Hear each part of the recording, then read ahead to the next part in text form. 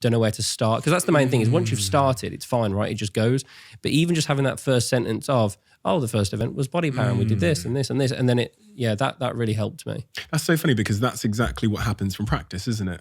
You'll know that now. You just go back to it. Yeah. Exactly. When I do a lot of interviews and stuff too, and there's like keywords trigger a story. So if you said to me, rejection, I'd be like, oh, yeah, and then it's just the same old, and that's so funny because that's ultimately what you're saying your coaching taught you. So first and foremost, prepare impromptu remarks, whatever you want to call it. Prepare stories, prepare things, like make sure you're well prepared. And generally you want to, if you're not very good at it, like for me, I had to over prepare. I had to prepare, this many things for a conversation that was this long.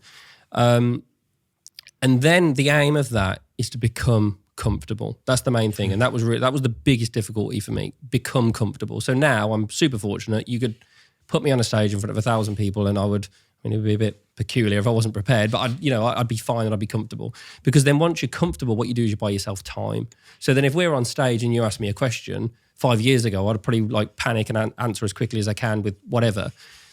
Whereas now I'm going to process it, think about it, and then come back with a response because I'm comfortable. And like, I think the stages to all different types of learning, and that was it for me. One, preparation. Once I'd done that, I'd learned to be comfortable, and then I learn about, different things as I go on. And, so this has led you to now, because do you know what? I watched your videos back then, and maybe this is why I was surprised when I met you, because on your videos, I genuinely thought you were amazing. Take 10,323. Yeah. Right, I watched your videos on YouTube. I was like, this guy's an unbelievable speaker. Oh, no. And then I met you in person, and it wasn't that you were a bad speaker. Like he's a shuffly mess. No, it was. So the crazy thing is, you weren't a bad speaker, and your stories were amazing. But it was, I could just tell you were nervous. Yeah. And that's what you were speaking to there about being comfortable. Yeah. Some people are just naturally comfortable, and that's cool. And I think but that's the main thing. And I do think, for whatever reason, I think it's probably, maybe we're not taught it, maybe it just doesn't feel natural. If you can, and by the way, if you can speak publicly, if you can speak to camera, and if you can speak to groups, that is so powerful. So powerful, it's untrue. Why should you drink Huel? We're going into the fourth quarter of the year.